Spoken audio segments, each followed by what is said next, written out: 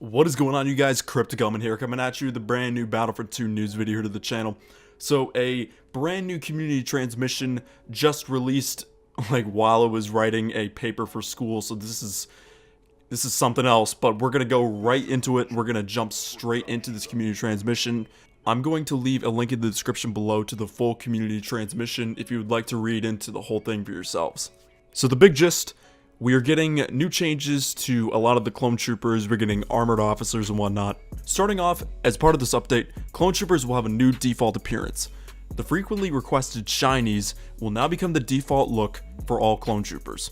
However, you will still be able to use the previous planet default skins if you would like to. For example, the maroon Naboo troopers or the green Kashyyyk troopers. I was kind of hoping the shinies would replace all the default appearances, but it is what it is.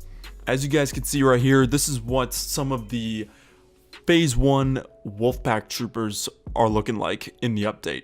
So we have the Assault class, the Heavy class, the Officer class, and then the Specialist. The Assault trooper looks pretty much the same. The Heavy looks different for sure. The Officer looks very different, and then the Specialist looks like it lost the pauldron, is it? Yeah, the pauldron. And then the Heavy looks like it lost the backpack as well as the comma, which is weird. Maybe that's going to be a cosmetic feature that you can unlock. I don't know. Maybe we'll find out more as we go down this community translation. Now, here's where things get a little dicey for me personally. We will be separating both the Phase 1 and Phase 2 troopers and allowing you to use them as individual appearances as you desire. What this means is that should you prefer the Phase 1 version of a specific legion, you will be able to use them regardless of the planet you are playing on. Oh, I don't know about you guys, but that's a big yikes. Phase 1 and 2 troopers are now being mixed. I'll be honest, I hate that. I do not like that. I just think it's kind of weird how at the beginning of the transmission, they're talking about authenticity for the clone troopers, and then they do this. I'm not feeling it, to be honest. Moving on, we have trooper variety. Under the new system, troopers will be visually different from one another, but all the time retaining the overall theme of their specific legion. What this means is a Heavy will have different markings to a Specialist, an Assault, Officer, etc., but you will still be able to tell which legion they belong to. So up on screen here, you guys will see the Wolfpack for the Phase 2 troopers. And to me, it looks like they changed the helmet of the Phase 2 Wolfpack troopers as well as the shoulder pads, which looks awesome. I think this finally looks authentic to how the Wolfpack looked in the Clone Wars TV series. And then the markings on the Heavy trooper, the Officer, and the Specialist are now different. The Officer looks sick. Same thing with the Specialist. Like, goddamn, that looks pretty cool. So moving on, we have the Armored Officers, which will be replacing the Naval Officers. However, you will still be able to unlock the Naval Officer as an appearance option. Moving on to Legions.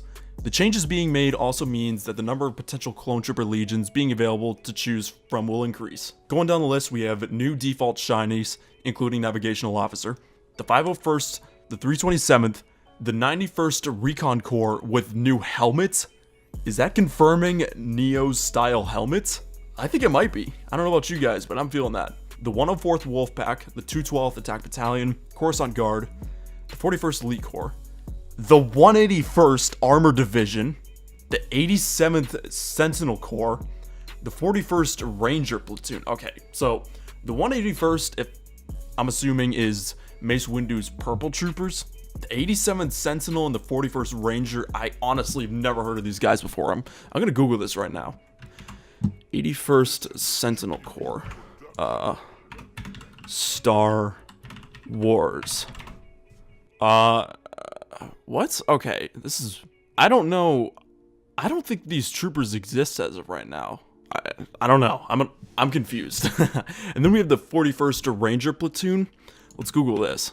If you guys know what these Clone Trooper Legions are, let me know in the comments, because honestly, I have no idea.